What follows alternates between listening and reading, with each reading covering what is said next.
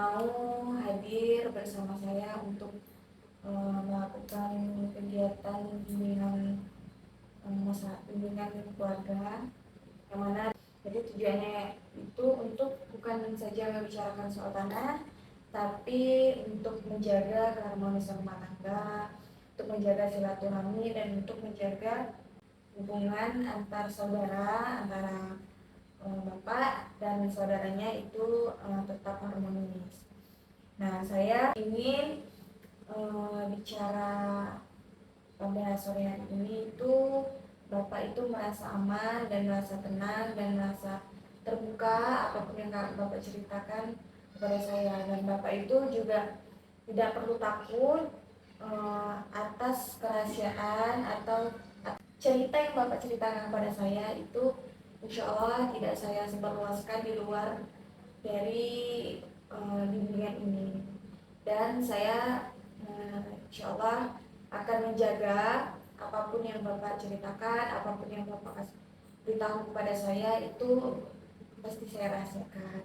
Nah, saya juga berharap bapak itu terbuka kepada saya, bercerita dengan tenang, dengan nyaman kepada saya, menyampaikan apapun yang masalah apapun yang mengenai tanah ini, masalah yang mengenai tanah ini bapak ceritakan kepada saya supaya kita itu lebih nyaman untuk melihat sisi kesalahannya itu bagaimana, dan semoga insya Allah bimbingan ini akan selalu menjadi bapak dan saudaranya itu menjadi lebih harmonis dan lebih baik lagi komunikasinya. Baik, jadi bagaimana nih mengenai tanah sengketa ya? Awalnya tanah sengketa ya, masalah tanah sengketa. Oke, jadi itu yang membuat bapak itu merasa berat mengenai tanah sengketa ini itu apa? Coba ceritakan kepada saya. Baik Kak, saya akan ingin bahasanya curhat atau memberitahu dari awal ya tentang perkara tanah sengketa ini antara saya beserta saudara laki-laki saya. Kenanya itu dimulai dari suatu awalnya tanah itu adalah punya almarhum dari ayah saya.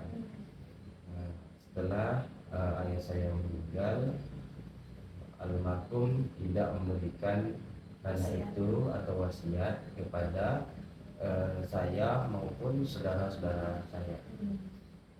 Pada tibalah saatnya salah satu dari saudara saya ini ingin mengambil atau menjual tanah tersebut, namun saya sebagai saudara mengingatkan agar tanah tersebut tidak dijual karena tanah tersebut bukan hak milik pribadi, melainkan hak tersebut adalah tanah hak milik orang tua. Jadi sama saja itu artinya tanah warisan seperti itu. Oh, jadi bapak itu merasa bahwa tanah ini itu bukan hak pribadi, hak maksudnya itu bukan dari hak bapak ataupun hak dari saudara-saudara yang lain, Ya, tapi hak dari istri lah ya, dari seorang ibu lah ya, hak dari beliau. Namun salah satu dari saudara bapak malah ingin menjualnya. Betul. Oh begitu. Terus ketika bapak sudah mengatakan ini bahwa tanah ini bukan tanah hak pribadi, namun tanah warisan, dan seorang ayah bapak pun juga tidak mengatakan kalau tanah ini milik siapa-siapa gitu ya, milik saudara yang lain. Nah, jadi ketika saudara bapak itu ingin menjual tanah tersebut, apa yang bapak lakukan sehingga perselisihan itu menjadi lebih berat? Awalnya Kak ya,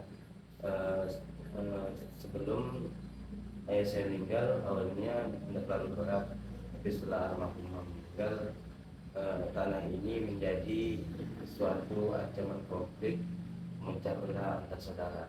Oh, jadi merebutkan gitu. Ya, jadi antara saudara ini ada salah satu yang ingin merebutkan tanah tersebut.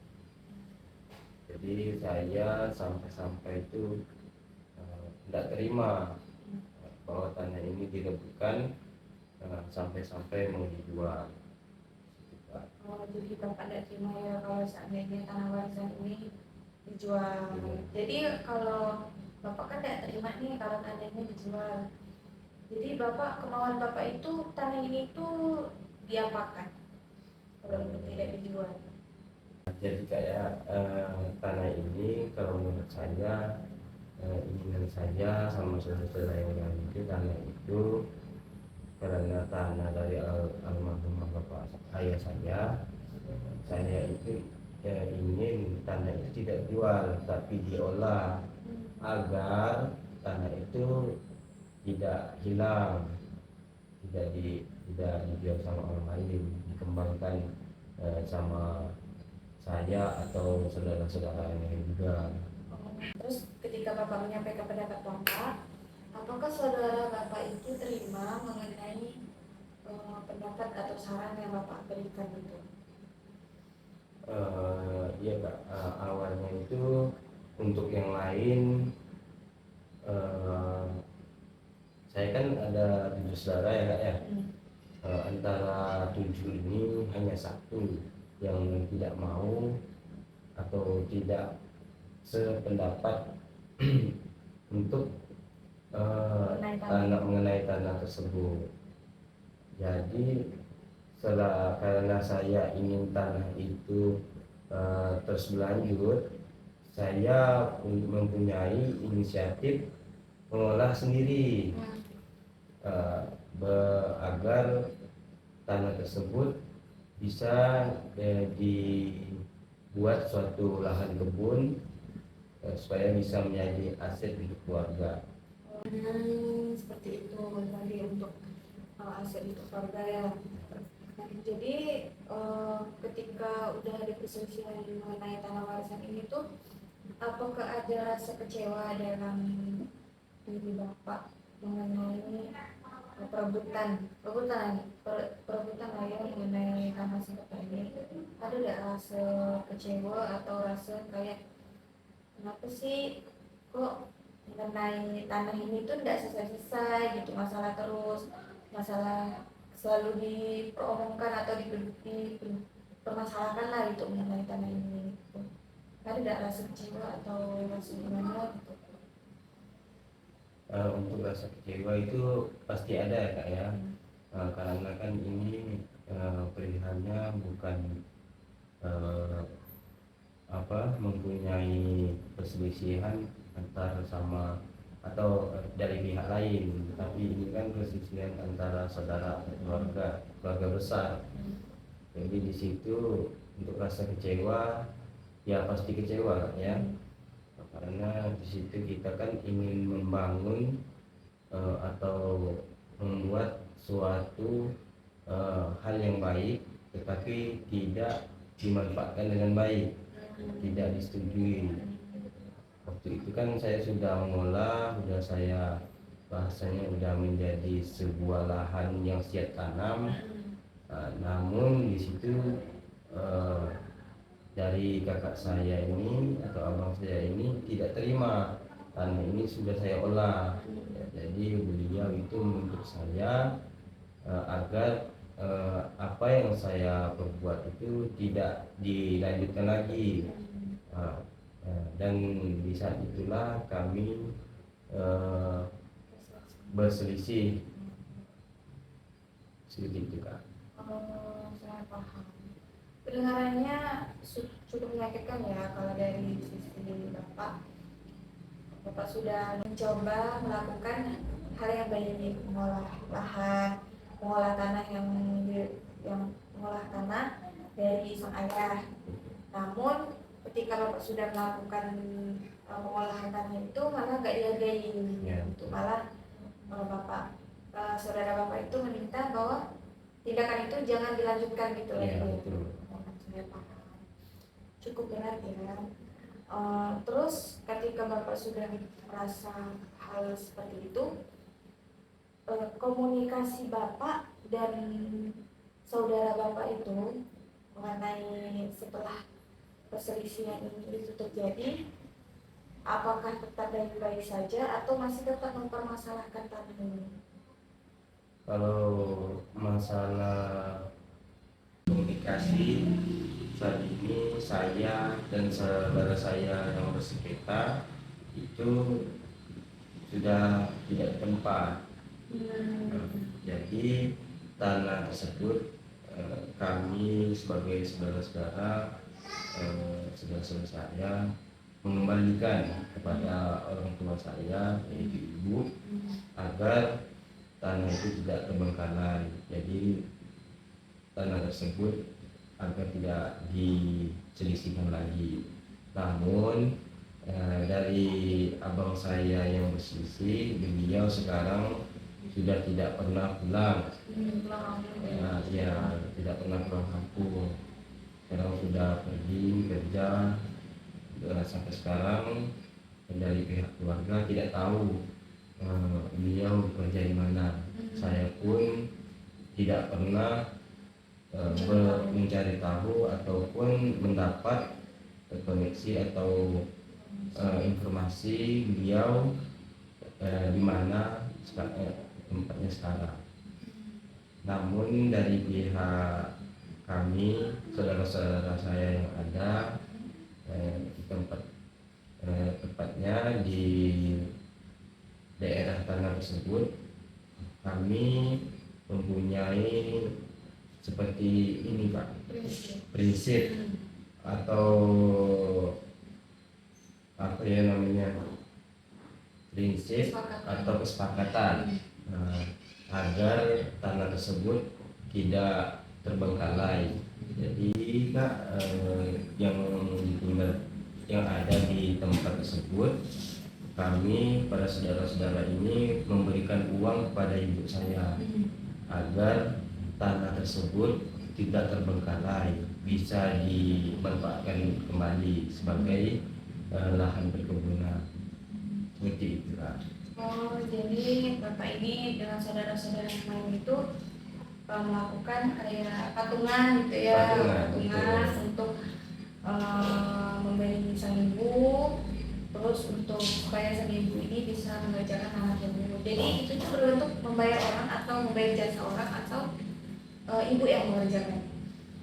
Untuk pembayaran tersebut kami berikan kepada ibu ya Kak ya, agar dapat membeli jasa, orang.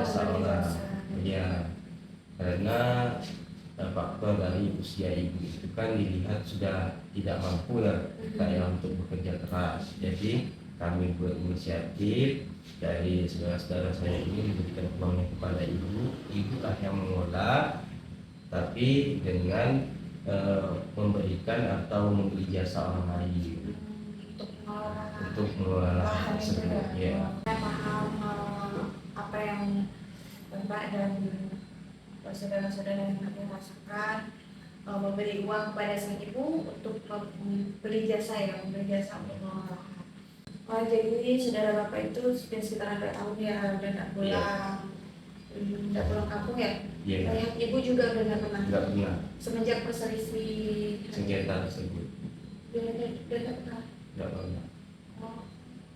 Terus kalau komunikasi Bapak sama saudara Bapak yang selisih ini kan udah tidak baik ya sampai sekarang.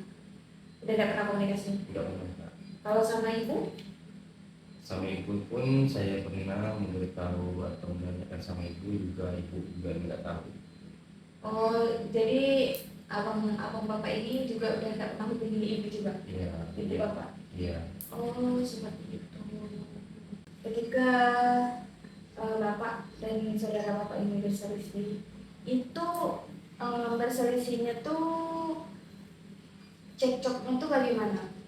Apakah sama-sama mendengarkan atau ada yang penengah atau bagaimana itu situasi ketika berselisih itu bagaimana? Oh iya Kak, waktu itu kondisi kami itu berada di rumah orang tua Saya ibu ya. sang ibu.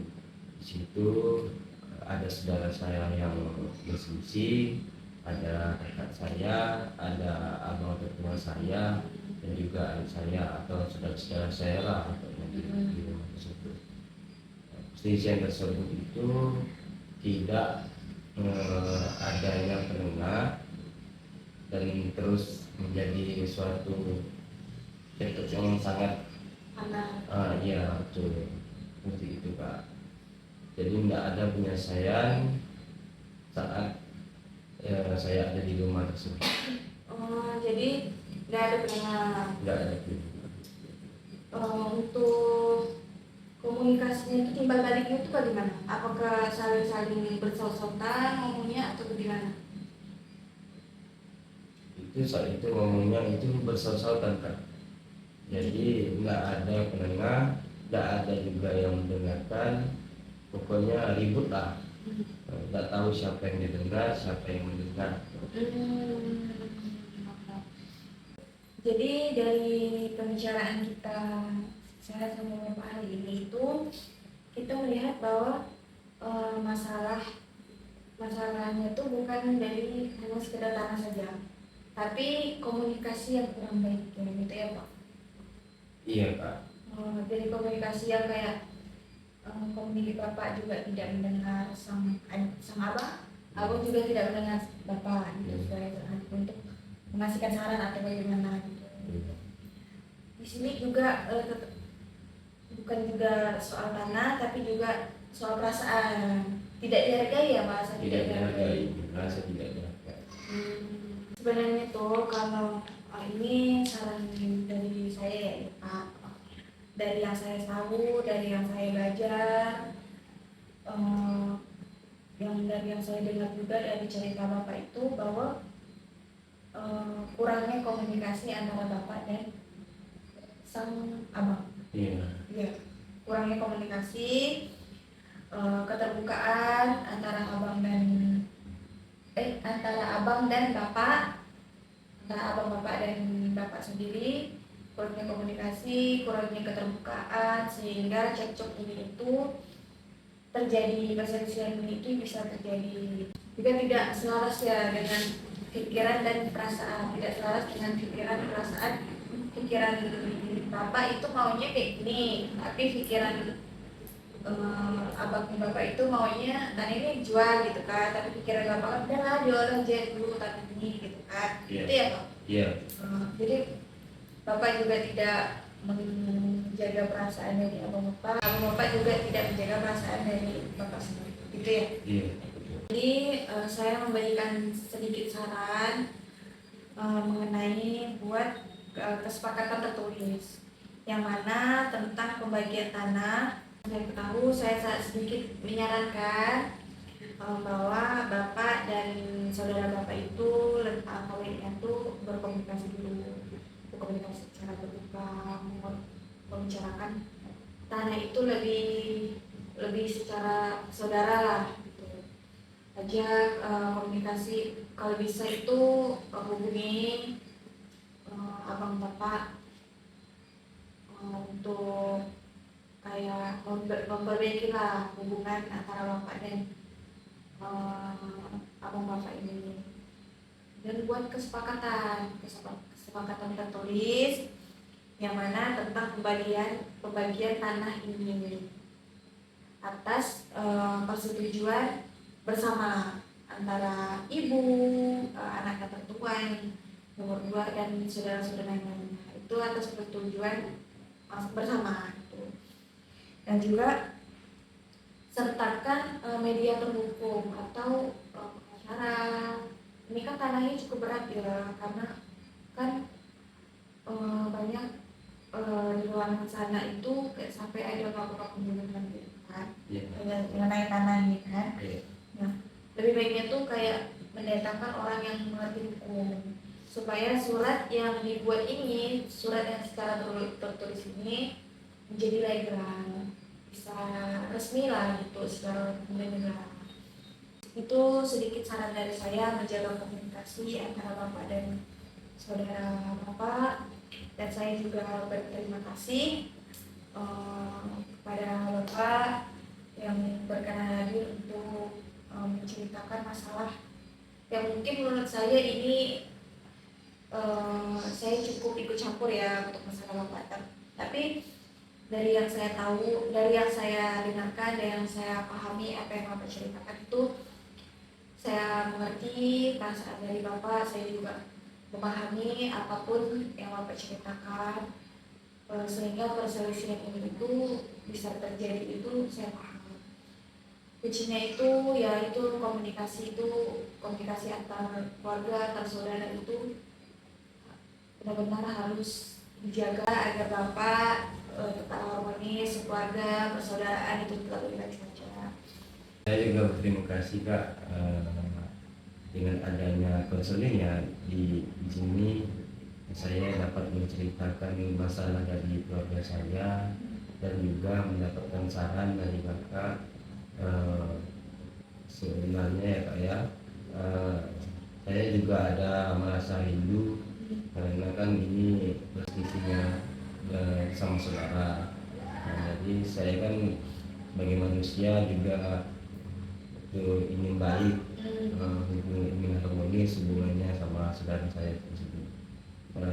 Dengan adanya saran dari Kakak, insya Allah kedepannya saya akan mencoba mencari atau menghubungi saudara saya yang nggak tahu di mana sekarang tempat tinggalnya.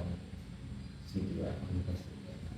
Saya juga terima kasih kepada Bapak sudah terbuka, dan semoga apapun yang saya sarankan menjadi pendorong kecil untuk Bapak berbaikan dengan abang Bapak, mencari informasi mengenai abang Bapak. Dan saya juga berharap semoga saran yang saya berikan menjadi Bapak dan saudara Bapak itu menjadi keluarga yang baik lagi. Terima kasih, saya pamit.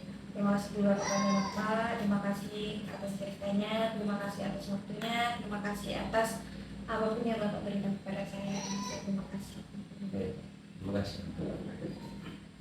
Terima kasih ya Pak. Mari.